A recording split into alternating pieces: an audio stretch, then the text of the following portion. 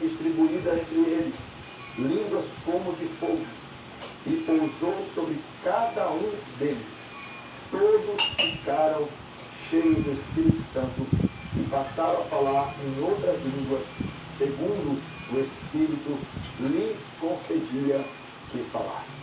Meus amados, meus amigos ouvintes, nesse momento quero chamar a vossa atenção para essa passagem bíblica, que é uma das passagens mais conhecidas daqueles que abraçaram, que creram e que aderiram à fé do pentecostalismo.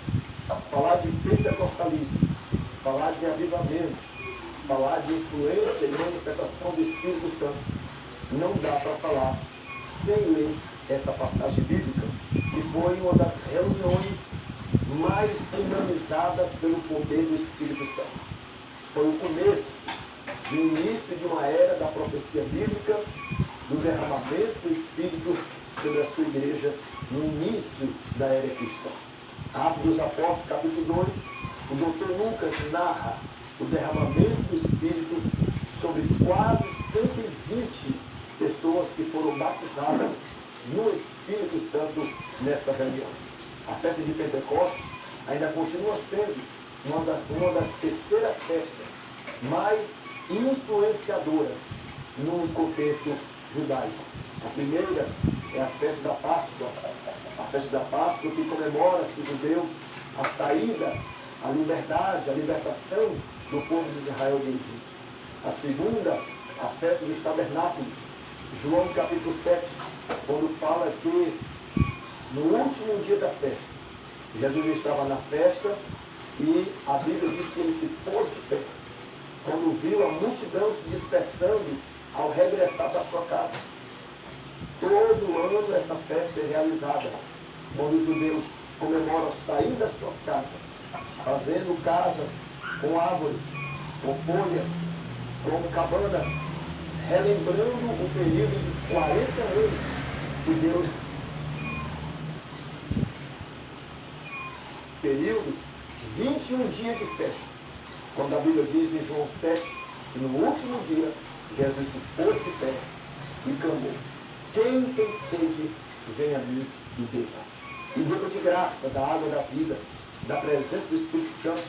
Ele diz: isso que eu vos falo não é da água natural, mas eu falo da presença do Espírito Santo, que ainda não foi manifestado em vós, porque vocês ainda não abriram a boca. O Pai que está no céu. E a terceira festa, continua sendo a mais influenciadora, é a do Pentecostes. A festa do Pentecostes, que também tem nome, a festa do pão asmo, a festa da gratidão, a festa onde o povo de Israel se reunia, se reúne, melhor dizendo, para ir ao Cenáculo em Jerusalém, agradecer. Pentecostes, que quer dizer 50º, 50 dias depois da Páscoa. É uma festa de gratidão, uma festa de agradecimento a Deus pela colheita. Pentecostes tem tudo a ver com colheita, porque era onde o povo levava os primeiros frutos de gratidão a Deus. E Pentecostes, por ser uma festa de colheita, nela era lido um texto do livro de Ruth, Ruth capítulo 3 em diante, quando caíam as espigas, quando caíam os frutos dos frutos dos pés na época, e Ruth, ela pegava aquele restante que caía ali e ela se alimentava e vivia daquilo. Ali, por isso que fala de Pentecoste e colheita e Pentecoste. Mas o que percebemos é que nos demais longos anos, décadas que estamos vivendo, de lá para cá, muita gente se prendeu apenas no fogo do Pentecoste, no poder do Pentecoste, no dinamismo do Pentecoste, e esqueceram o outro lado do Pentecoste. Qual foi o maior propósito do Pentecoste? Qual foi o maior propósito do derramamento do Espírito Santo?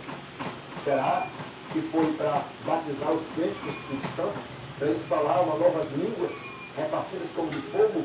A famosa glossolalia no original grego? Não, eu acredito que não. Porque todo o contexto bíblico e toda a história criada pelo Senhor tem um propósito único e específico. É de levar ao homem a salvação. A Bíblia diz em Lucas, capítulo 24, versículo 49, antes de Jesus subir ao céu, após a sua ressurreição, ele volta a tratar dessa matéria de derramar do Espírito, do poder do Espírito, da influência do Espírito e da importância desse poder para a igreja, para a sua noiva, para o seu exército avançar e cumprir a maior tarefa, que é levar as pessoas, as nações, o poder da salvação, o evangelho da cruz, a revelação do plano de Deus para a comunidade.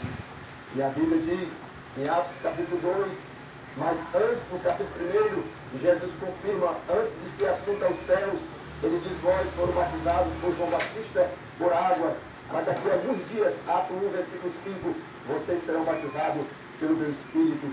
Atos capítulo 1, versículo 8, ele confirma dizendo, mas recebereis o poder do meu Espírito Santo ao descer sobre vós e ser-me-eis as minhas testemunhas.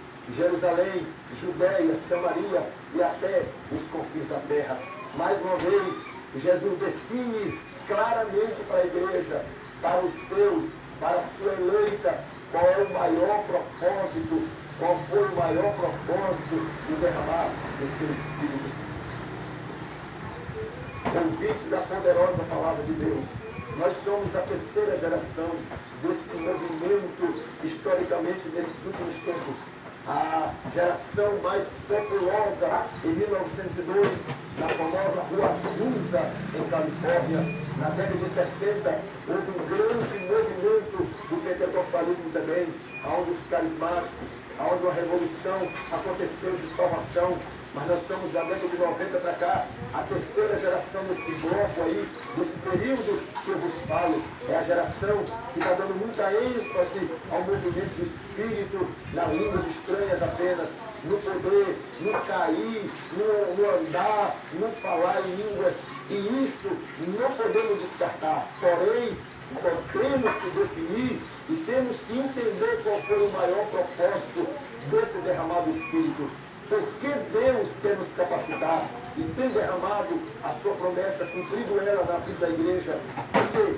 Porque Deus sabe que somente nós, revestidos do seu Espírito, poderemos cumprir a tarefa de pregar, de evangelizar, de discipular e de ganhar almas para o seu reino. Portanto, eu convoco a você, eu trago a você essa lembrança.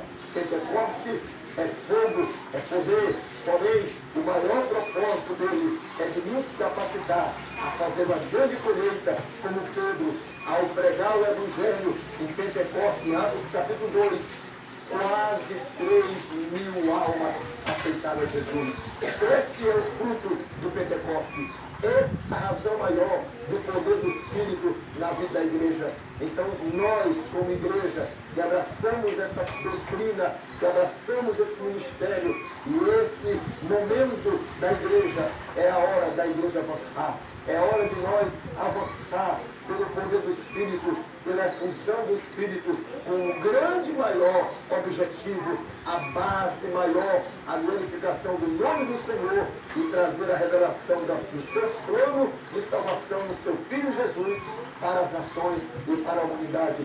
Você que me ouve, Deus tem um plano na sua vida, um projeto na sua vida, quer salvar a tua alma, quer perdoar os teus pecados e quer te encher do Espírito Santo.